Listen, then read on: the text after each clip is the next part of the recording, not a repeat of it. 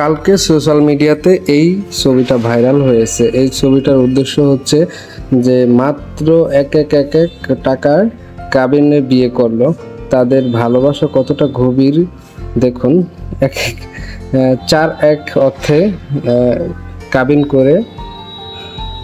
ভালোবাসা মুখে নয়, ভালোবাসা থাকলে সব বিষয়, এটা কোনো বিষয় নয়। এমন মেয়ে জীবনে প্রথম আমার সামনে দেখলাম, যেখানে ম্যাক্সিমাম মেয়েই কাবিনের টাকা বলতে লাখ টাকা নিতে বোঝে না।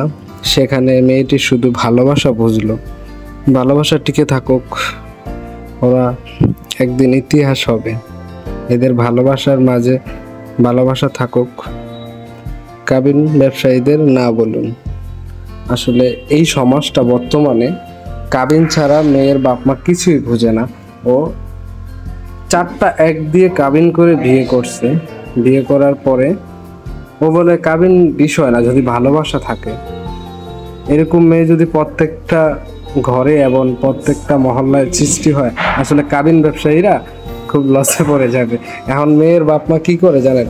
5 লাখ টাকা কাবিন করে, 2 দিন পর মেয়েকে ডিভোর্স দেয় জোর করে, তারপরে আরেক জায়গায় বিয়ে দেয়, দিয়ে সেটা টাকাটা নেয় ছেলের কাছ থেকে।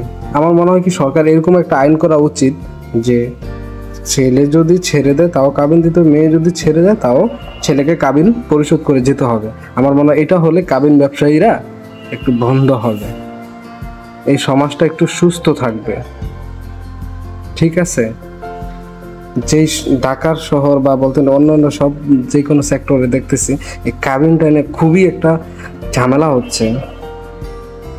আল্লাহ সবাইকে বুঝতে